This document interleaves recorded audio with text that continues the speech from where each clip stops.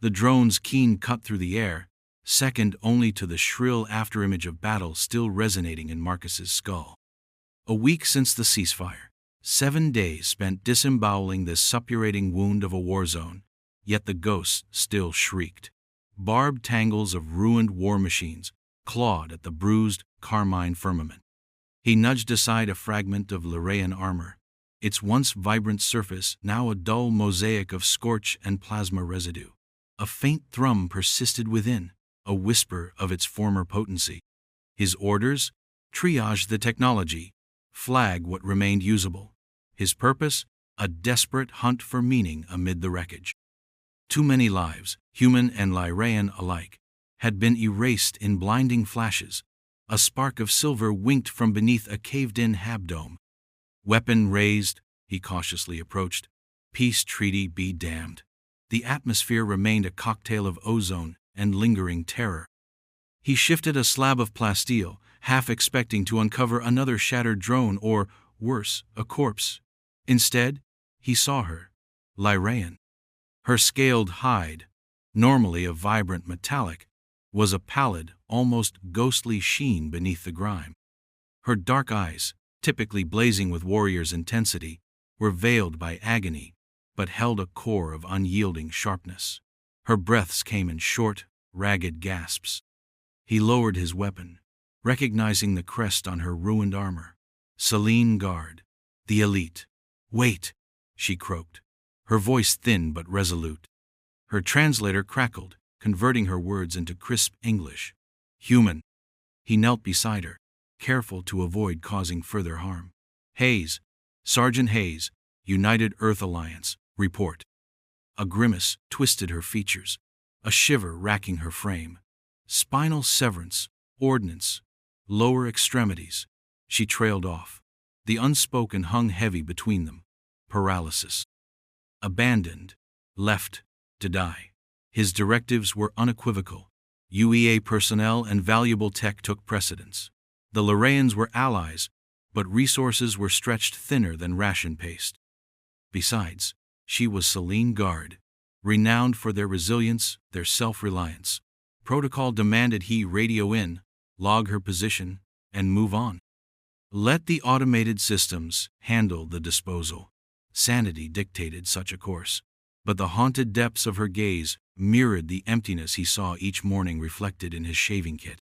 Too many faces marked by desertion.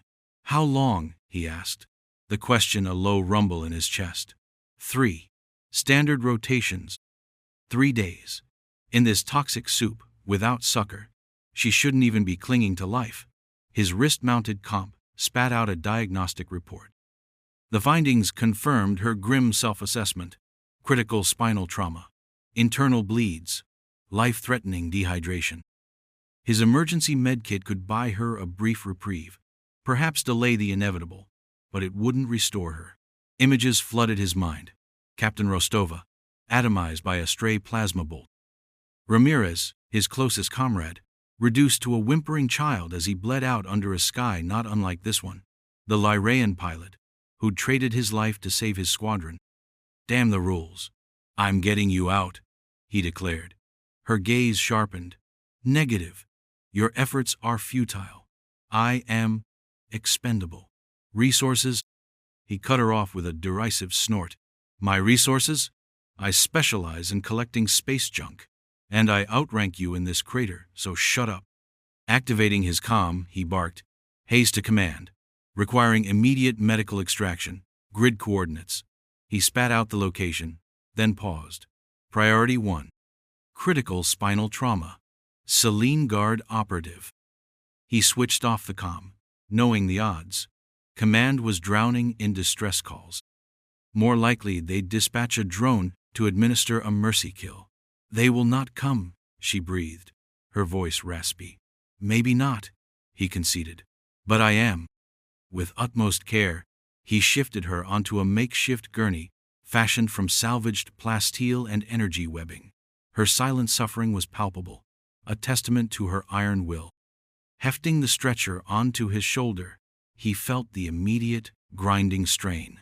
Heavier than she looked, her bone density clearly greater than his own.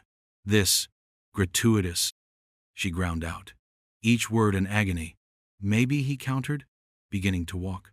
But I'm done with gratuitous. This is right. Each step was a torment, his muscles screaming in rebellion. The battlefield seemed to stretch into infinity, a testament to shattered aspirations. Yet he persevered. No grand strategy, no guarantee of success, just a stubborn resolve to deliver her to sanctuary. The sun dipped lower, bathing the devastation in a lurid, blood-orange glow.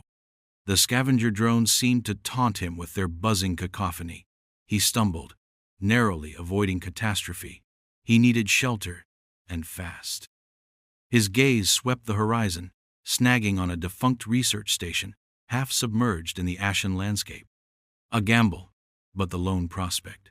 Hang on, he rasped, his throat raw. Almost there. He increased his pace, ignoring the searing pain in his lungs and the fire in his limbs. He was a soldier, forged in adversity. He would endure. For her, for Rostova, for Ramirez. For all those who had vanished, he would carry the echoes of armistice, and perhaps, just perhaps, transform them into something worth hearing. The weight of duty. Her body, though slight, pressed into his shoulders with a relentless insistence, a deep ache that resonated down his spine. Marcus shifted Lyra, surprised by her unexpected density. He picked his way through the ravaged street, the desolate cityscape a stark testament to the Krill's insatiable hunger. Hollowed buildings clawed at the bruised, twilight sky, skeletal echoes of a conflict that had devoured all semblance of order. Let me down. Lyra's voice was a dry scrape against the silence. I impede your progress. And surrender you to the Krill? Marcus countered, his breath blooming in the frigid air. Unlikely. Besides, consider this cross-training. A bald-faced lie. Every fiber protested. He was running on fumes, fueled by adrenaline and the memory of real food. Yet, Lyra represented more than a physical encumbrance. She embodied a defiance against the ruthless calculations of war. Regulations prioritized resource retrieval and casualty evacuation, not rescue missions for fallen comrades, particularly not for Lyraeans, a species the higher-ups viewed with suspicion despite their shared struggle against the Krill scourge. A jarring burst of static erupted from his comlink, followed by a terse, automated demand. Sergeant Hayes, provide location and status. Repeat, Sergeant Hayes. He stabbed the activation button, silencing the relentless prodding. Command could hold, Lyra could not. His mind conjured the carnage of Altair Prime. Krill swarmed like a living darkness, a churning obsidian tide that consumed everything in its path. He could almost taste the acrid fumes of burning plasma, hear the screams drowned out by the monotonous thrum of Krill bioweapons, feel the sickening pulverization of bone. He'd been cornered, his squad annihilated, when a Lyraean fighter, a flash of polished silver, had slashed a path through the seething mass, gifting him the scant seconds necessary for survival. He never saw their face, but the memory of that sacrifice remained seared into his consciousness. Lyra stirred slightly in his arms. You are troubled, she remarked, her tone gentler now. Just remembering things, Marcus replied, his voice strained. He wanted to bury the ghosts of Altair Prime, the memories of fallen comrades, the lingering tendrils of fear that squeezed his heart. Especially Finnegan, his best friend, erased by a Krill energy surge at his side. One moment Finnegan was joking about Lyraean cuisine, the next, utter oblivion, leaving only the faint tang of ozone and a hole ripped through the fabric of everything. He faltered, nearly losing his grip on Lyra.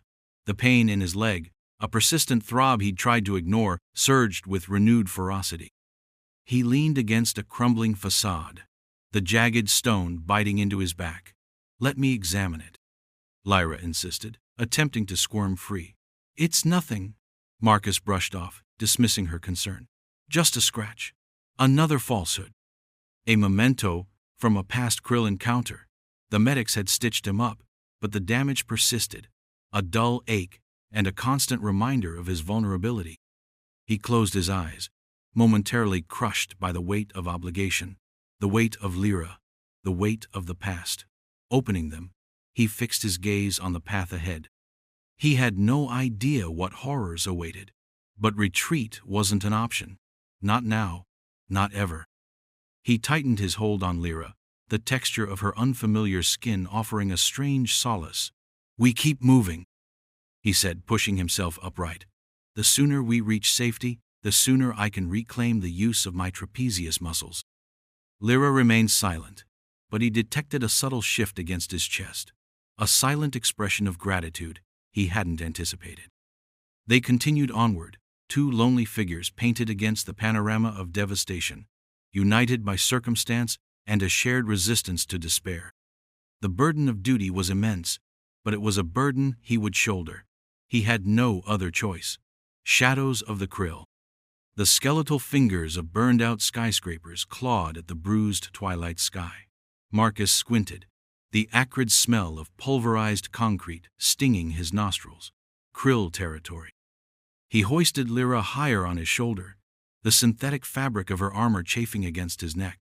Each step was a calculated risk, each shadow a potential death sentence. "They're close," Lyra murmured, her voice a mere vibration against his ear. "I feel them, skittering." Marcus didn't need further prompting. The krill were like cockroaches, scuttling through the ruins, scavenging what remained of the war. And tonight, they were scavenging for him. He veered sharply, abandoning the main thoroughfare for a labyrinth of collapsed buildings, his boots crunching on shattered glass and twisted metal. A guttural clicking sound pierced the air, followed by the unmistakable hiss of krill weaponry charging. Marcus froze. He risked a peek around a shattered corner and cursed under his breath. 3 of them. Scrawny, insectile creatures, their chitinous exoskeletons gleaming in the dim light, energy rifles trained on his position. A scouting party. He was pinned. "Damn it," he muttered. He gently lowered Lyra to the ground, propping her against a chunk of fallen debris. "Stay here. Don't move." "I can help," she insisted, her voice strained. "Just give me a moment." He didn't have a moment. The krill were advancing, their multifaceted eyes glinting with predatory hunger. He raised his rifle, bracing himself for the inevitable firefight. He'd taken down krill patrols before, but 3, this close, with Lyra, it was a long shot. Then, something strange happened. The lead krill faltered, its head twitching erratically. It stumbled, dropping its weapon with a metallic clang. Its companions hissed in confusion, glancing at each other. The lead krill started to spin in place, as if disoriented. Then it emitted a keening wail and collapsed onto the rubble, twitching. Marcus stared, bewildered. Had it malfunctioned? Was this some new form of krill insanity? He noticed Lyra, her brow furrowed in concentration, her eyes glowing with a faint internal light. "Go!" she hissed, her voice tight with effort. "Now, while they're distracted." He didn't need to be told twice. He grabbed Lyra, hefting her back onto his shoulder, and bolted. The remaining krill, still reeling from their comrade's sudden collapse, were slow to react. He sprinted through the maze of debris, the sounds of their frustrated clicks and hisses fading behind him. They didn't stop running until they reached the relative shelter of a partially collapsed subway tunnel. He slumped against the damp concrete wall, gasping for breath. Lyra slid down his back, landing gently on the ground. What was that?" Marcus asked, his voice still ragged. Lyra leaned against the wall, her face pale and drawn. "I influenced them, subtly, made them uncomfortable, disoriented, planted a seed of doubt." "Influenced them? With your mind?" He looked at her with newfound respect and a touch of apprehension. He'd heard rumors of Lyraean mental abilities, dismissed them as propaganda, but he'd just witnessed it firsthand. "It's taxing. I'm not at full strength." She closed her eyes, her breathing shallow. "But it bought us time." Marcus knelt beside her, examining her wound. It was still oozing, a viscous, greenish fluid. "We need to find a safe place, somewhere to rest, and treat that wound properly." Lyra opened her eyes, her gaze meeting his. "Thank you, Marcus Hayes, for not leaving me behind." He met her gaze, saw the exhaustion, the pain, but also something else, a glimmer of respect, perhaps even trust. I told you, Lyra Celine, I don't leave soldiers behind. He paused, then added, especially not ones who can make krill explode with their minds. A faint smile touched her lips. Explode? I wish. Perhaps with time. He chuckled, a sound that echoed strangely in the silent tunnel. Time. They were running out of it, but for the first time since finding Lyra, a sliver of hope flickered within him. Maybe, just maybe, they could make it out of this war zone alive. And maybe, along the way, he'd finally understand the full extent of the burden he'd taken on, and the incredible power he now protected. Whispers in the void. The flickering lamp cast elongated shadows across the chamber walls, making the Lyraean glyphs dance like restless spirits. Marcus adjusted the salvaged power cell, the hum of it, a constant companion to the silence. Lyra hadn't spoken much since waking, her violet eyes sharp and guarded. He knew she was assessing him, every movement, every breath. He cleared his throat. So, Lyra Celine, that's a poetic name. He immediately regretted the awkwardness. Her gaze didn't waver. It means song of the moon in the old tongue. He chuckled softly. Earth has a moon too. Just one. Big, gray, and cratered. Lyria had 3. Azure, crimson, and silver. They intertwined in the night sky. A wistful note crept into her voice, the first crack in her stoicism. He sensed an opening. I grew up near the Appalachian Mountains. No fancy moons, but the stars were something else. You could see the Milky Way stretch clear across the sky. He described the feel of crisp autumn air, the scent of wood smoke, the sound of crickets chirping in the tall grass, a world utterly removed from the sterile confines of their makeshift sanctuary.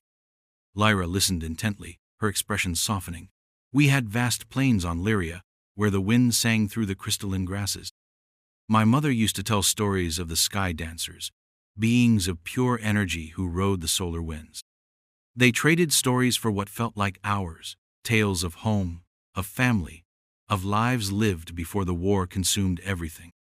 He told her about his younger sister, Sarah, who dreamed of being a xenolinguist, and his father, a gruff but loving mechanic.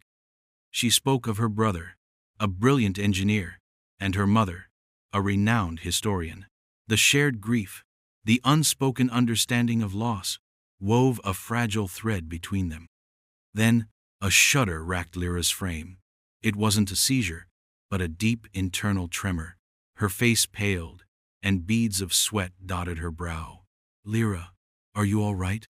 Marcus knelt beside her, concern etched on his face. She gripped his arm, her fingers surprisingly strong.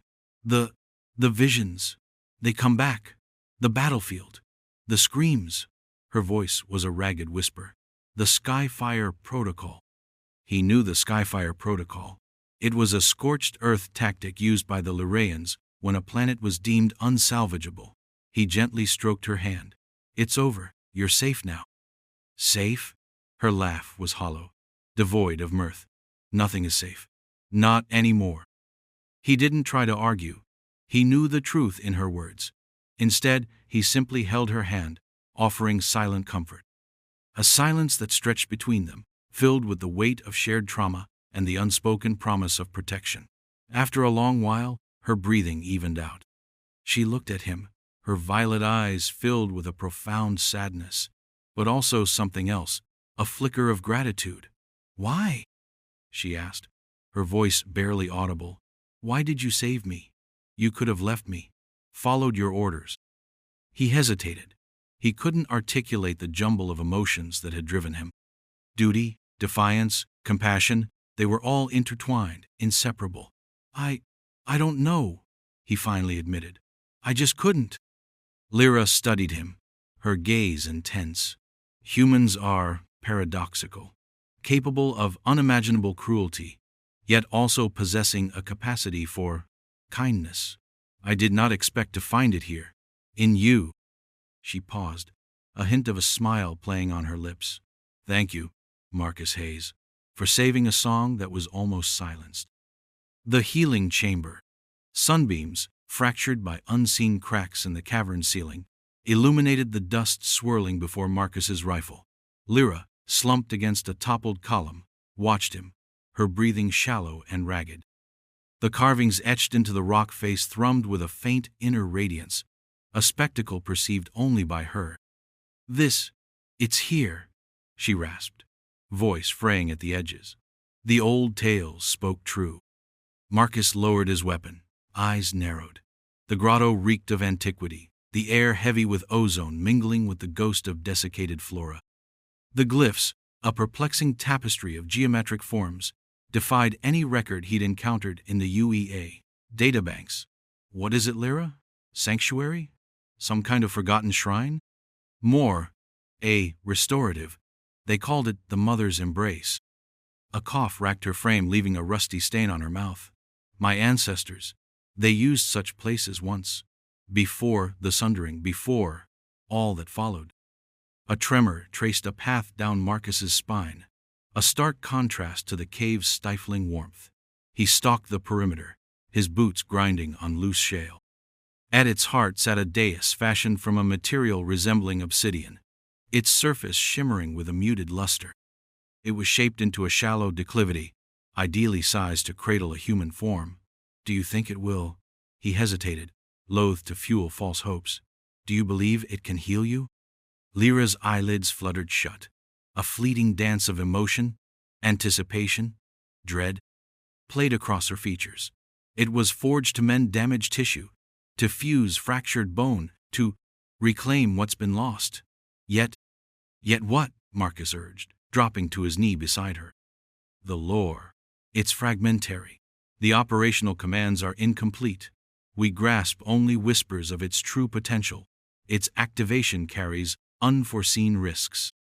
Marcus fixed his gaze upon the platform.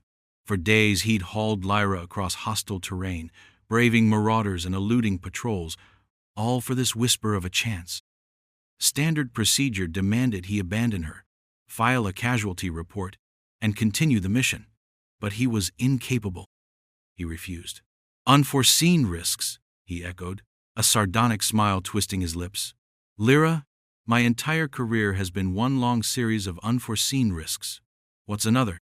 Her violet orbs, typically so keen and discerning, were glazed with agony and uncertainty.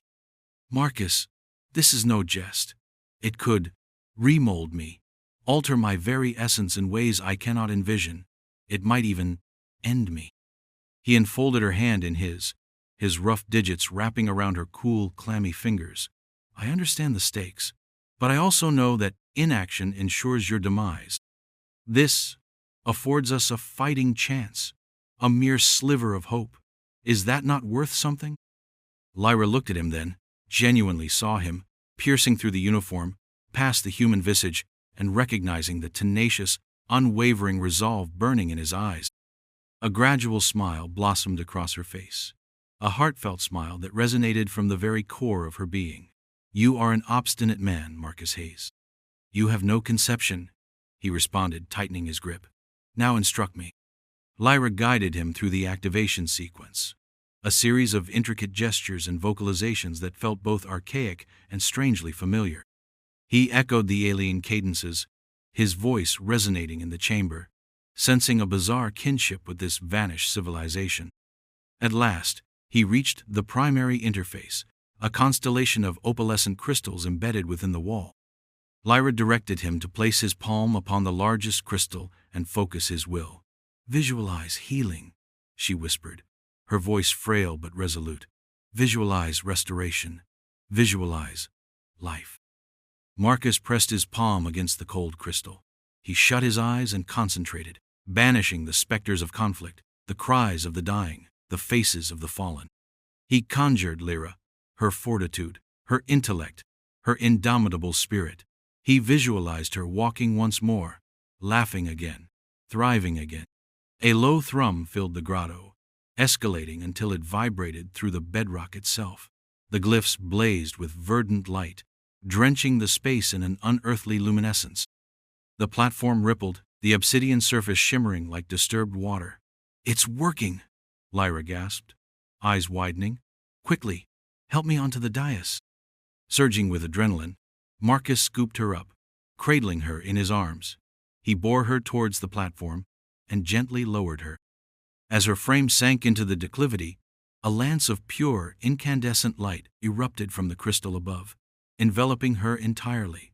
Lyra cried out, a keening shriek that reverberated through the cavern. Marcus stumbled backward, shielding his eyes from the blinding radiance. He could discern Lyra's form writhing beneath the beam, her face contorted in agony. He yearned to halt the process, to wrench her free, but he realized it was futile. The transformation had commenced. He was a prisoner, a helpless bystander, praying he hadn't condemned her to a fate more terrible than oblivion. The air crackled with raw energy, saturated with the scent of ozone and something beyond. Something novel. Something utterly alien. Echoes of fusion.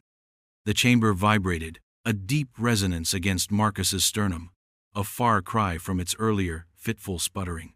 He squeezed Lyra's hand, blood draining from his knuckles. Overhead, the crystalline matrix throbbed with sapphire radiance, draping her still form in otherworldly light. He'd circumvented UEA safeguards, bypassed every failsafe, now channeling a torrent of raw energy into the Lyraean warriora, desperate final wager for her survival. Then, the sapphire glow intensified, coalescing into a searing beam. A piercing keen sliced through the air, setting Marcus's teeth on edge. The chamber convulsed, slamming him against the frigid wall. Electric arcs danced across the control panel, filling the air with the sharp tang of ozone. A cold dread gripped him. He'd overreached. Abruptly, silence. The light mellowed into a soft ethereal glimmer. The vibration ceased. Marcus pushed himself up, his head reeling. He lurched towards Lyra, his pulse hammering in his ears. She breathed. Her chest rose and fell in a slow, even cadence, a welcome change from the shallow, fractured breaths he'd been hearing. Her eyelids flickered, revealing eyes of familiar, vibrant emerald, yet altered, wider, perhaps, harboring a newfound depth. "Lyra?" he murmured, reaching out. Her fingers tightened around his, her hold surprisingly firm, but it was her gaze that captivated him. Beyond her own consciousness, he sensed something else. Himself. A faint echo of his thoughts, his memories, stirred within the green depths. "Marcus," she responded, her voice a husky whisper. She attempted to sit, flinching. "What happened?" He assisted her, supporting her as she acclimated to an upright position. "The chamber, overloaded.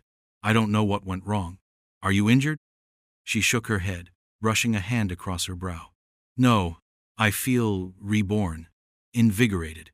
But I perceive you, Marcus, within my mind." He grasped the implications. He too felt her, a subtle presence at the periphery of his awareness. Her thoughts, her feelings, a silent current running parallel to his own. It was unnerving, overwhelming, yet strangely intimate. "The fusion," he whispered, the word laden with consequence. "It was more than just a healing process. It intertwined us." A flicker of anxiety crossed her features, swiftly replaced by a determined glint. "We must assess the damage," she stated, her voice regaining its timbre, "and devise a way to sever it." They dedicated the following hours to scrutinizing the chamber's schematics, decoding the cryptic script, attempting to unravel the enigmas of the ancient technology. They discovered that the surge had overwhelmed the chamber's biomatrix, instigating a total cellular integration.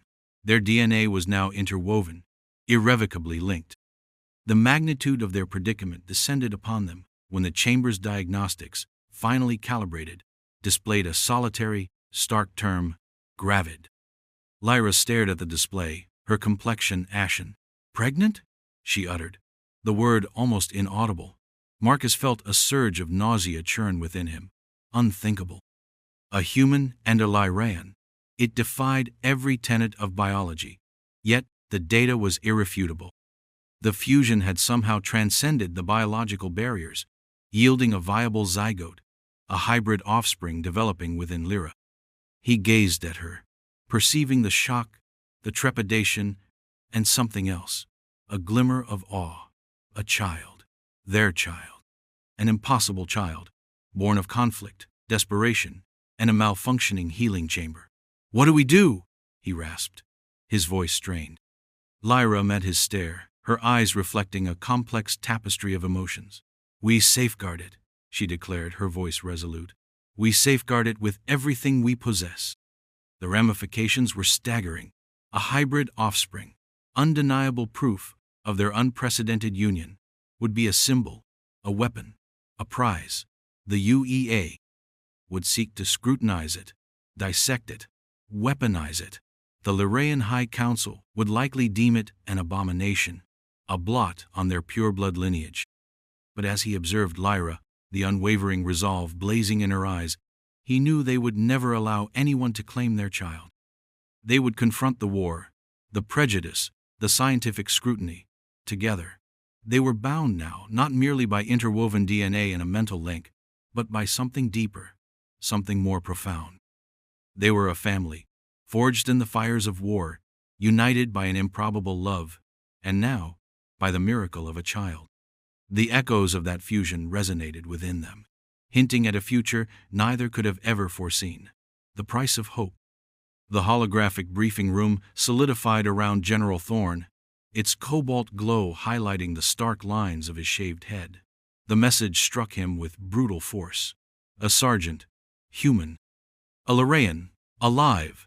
And a child, a hybrid, an utter impossibility. "Report," he commanded, his voice a gravelly rasp that sent a visible tremor through Lieutenant Davies. The junior officer, perpetually on edge, stammered, "Sergeant Hayes, sir," defied direct orders. He rescued the Lyraean, Lyra Selene. "They triggered a stasis chamber, sir." Antiquated technology.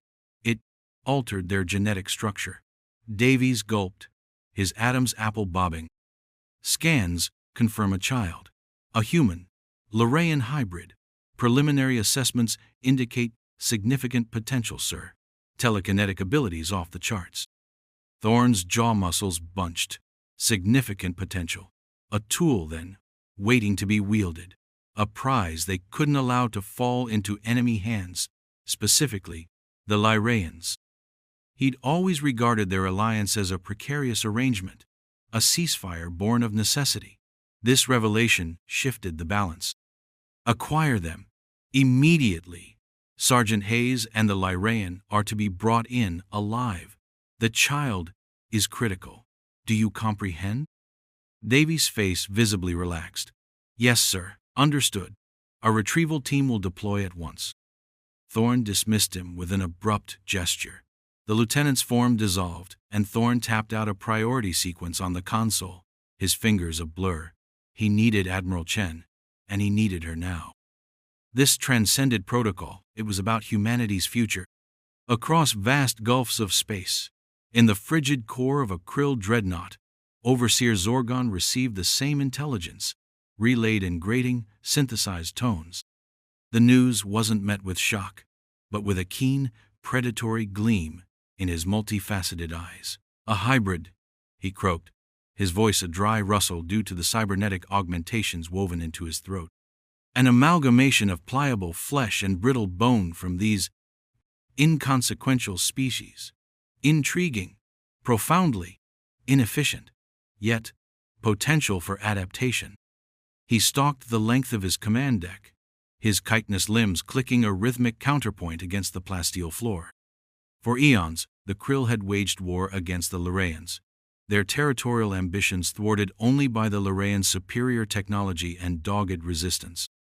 The humans, newcomers to the galactic theater, were an afterthought, scarcely registering on the Krill radar, but a hybrid that presented a conundrum. A possible linchpin, perhaps, to unlocking the biological secrets of both races, paving the way for their ultimate domination. "Dispatch a strike force," Zorgon rasped, his gaze locked on the shimmering projection of a planetary map. "Precise location, immaterial. Capture is paramount.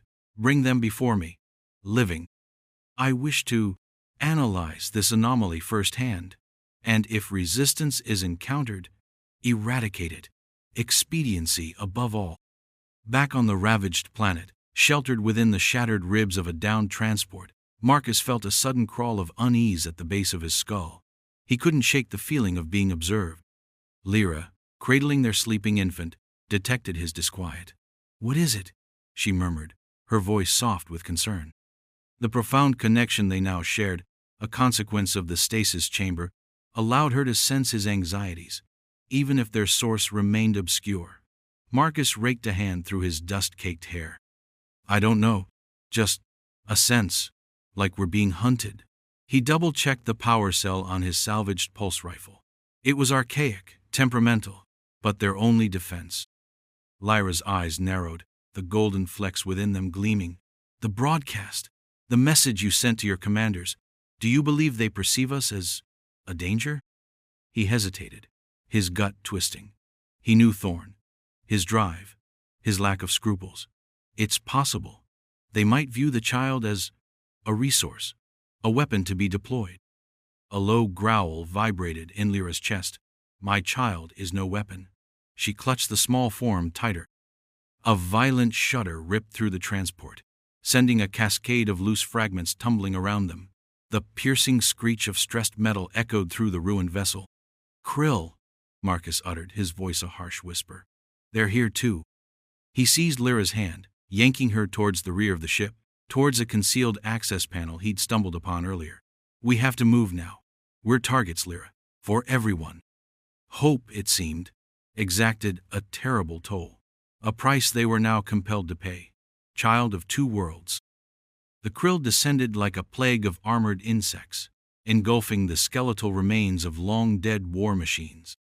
Marcus unleashed a torrent from his pulse rifle, the air thrumming with each energized blast, each shot a fervent plea.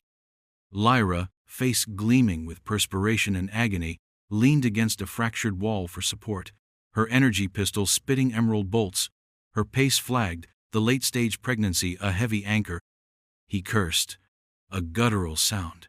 They were trapped. "Stay close," he rasped, ramming in a new power cell. The krill overlord, Zorgon, loomed above his swarm, his compound eyes gleaming with cruel amusement. "The female intrigues us," Zorgon's translator garbled. "Take her alive. The male, eliminate him." Adrenaline surged through Marcus, a frigid, clarifying rush. He charged, a bellow tearing from his lungs, a savage defiance against the alien tide. A stalling tactic, he knew, affording Lyra crucial seconds, but he'd sooner die than let them seize her without resistance. He became a blur, a savage dance of desperate defense. He slammed a krill warrior into a wreckage of armor and shattered limbs, then pivoted, sending another sprawling into the path of Lyra's emerald fire. But they were limitless, a squirming mass of clicking mandibles and rapacious claws. A jolt of scorching pain ripped across his flank. A krill blade had found its mark. Then, the ground shuddered. The frenzy abated. A squadron of Orth Alliance dropships plummeted from the clouded sky, their searchlights spearing through the gloom.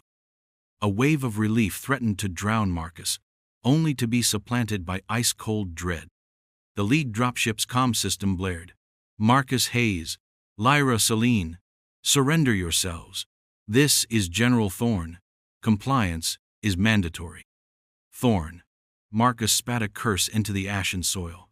He understood Thorn's desire, the child, a tool for exploitation. Lyra clutched at his arm, her complexion ashen.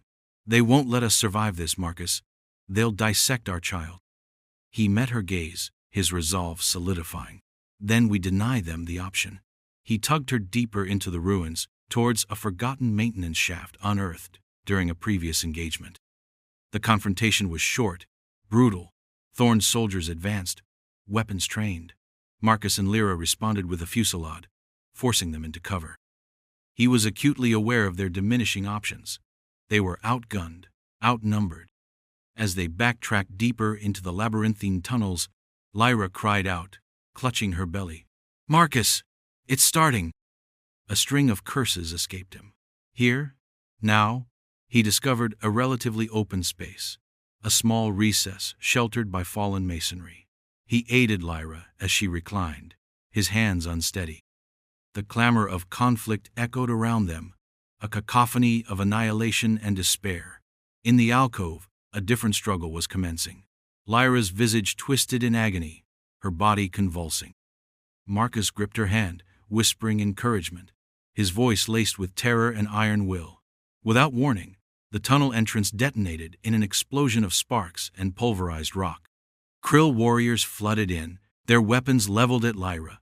Zorgon followed, predatory anticipation narrowing his multifaceted eyes. But then, everything shifted. A surge of raw energy emanated from Lyra, a blinding white aurora that washed over the tunnel. The Krill warriors shrieked, their chitinous bodies seizing. Zorgon staggered backward, his compound eyes widening with disbelief and terror. The child arrived. No cries filled the air, only a resonant hum. A deep, vibrant vibration that appeared to shake the very bedrock of the tunnel. The luminosity intensified, zeroing in on the newborn. Its skin radiated, an opalescent fusion of human and Lyraean tones. Then, the child's eyes opened. They held no infantile innocence. They were ancient, perceptive. And as it gazed upon Zorgon, the Krill overlord collapsed, his body contorting in agony as an unseen force pulverized him from within. The humming escalated, and the tunnel shimmered. The battle outside ceased. Marcus stared at the child, his heart pounding. He knew, with a certainty that defied explanation, that the war had just pivoted on an unforeseen axis. This was no simple hybrid. This was something more, and it was on their side. A new dawn. The Krill descended like a black plague, their chitinous wings buzzing a horrifying dirge. Marcus hefted his pulse rifle, the familiar weight, a small comfort in the chaos. He fired in controlled bursts, each shot tearing through the swarm, but they kept coming, an endless tide of mandibles and fury. Beside him, Lyra whimpered, clutching their child closer. The makeshift shelter of rusted plasteel offered little protection. Suddenly, a high-pitched whine cut through the din. It wasn't the whine of a Krill weapon, or anything he'd ever heard before. The air shimmered, vibrating with an unseen energy. The Krill faltered, their coordinated assault dissolving into panicked flight. They crashed into each other, wings tangled, their buzzing intensifying into a screech of pure terror as they turned and fled, disappearing over the ravaged cityscape. Silence descended, broken only by Lyra's ragged breathing. Marcus lowered his rifle, his senses on high alert, waiting for the other shoe to drop. He scanned the horizon, expecting a larger, more devastating attack. But there was nothing, only the eerie stillness and the corpses of the Krill scattered around them like discarded husks. Then he looked at the child. Its silver eyes glowed with an unnatural luminescence. Tiny hands, barely formed, were outstretched, palms open towards the now empty sky. A faint, almost imperceptible aura surrounded it, pushing back the grime and decay of the battlefield. The Krill, Lyra whispered, her voice thick with awe and disbelief. It stopped them. Marcus couldn't tear his gaze away from the child. He'd seen weapons of mass destruction, planet-shattering bombs, but nothing like this. This wasn't destruction, it was something else entirely. Something pure. A comm crackled to life in his helmet. "Sergeant Hayes, report!" It was Thorne, his voice clipped and impatient. "What's the status? We detected a massive energy surge in your sector." Marcus hesitated. He knew what Thorne would say, what he would order, but the image of the child, radiating an almost palpable peace, stayed his tongue. The Krill are gone, sir," he finally managed. "Something repelled them." "Repelled? By what? A stray energy weapon? An atmospheric anomaly?" Thorne scoffed. "Don't insult my intelligence, Sergeant. I want a full report, and I want it now." As if on cue, a Lyraean transport appeared overhead, its engines whining as it descended, followed by a sleek UEA gunship. They landed a short distance away, kicking up dust and debris. General Thorne emerged from the gunship, his face grim. Behind him strode Commander Ilara, her Lyraean features etched with a mixture of caution and curiosity. Thorne's eyes narrowed as he took in the scene. the scattered krill corpses, Marcus standing protectively in front of Lyra, and the child cradled in her arms. He stopped a few feet away, his gaze locking onto the child. "What is this, Hayes?" he demanded, his voice dangerously low. "Explain yourself." Before Marcus could formulate a response, the child stirred. It looked at Thorn, its silver eyes unwavering. A wave of calm washed over Marcus, a sensation so profound it almost brought him to his knees. He saw Thorn stiffen, his expression shifting from suspicion to something akin to understanding. Alara approached Lyra, her hand outstretched. "Lyra Celine?" she asked, her voice gentle. "We have been searching for you." She glanced at the child, her eyes widening slightly. This is remarkable." Thorn cleared his throat, his usual bluster returning, though tinged with a newfound respect. "Commander Ilera and I have been reviewing the situation," he announced, his gaze sweeping over the devastated landscape. "The krill have been a constant threat to both our peoples. If this child," he hesitated, searching for the right word, "possesses the ability to neutralize them, it could change everything." Ilera nodded. "It could be the key to a lasting peace."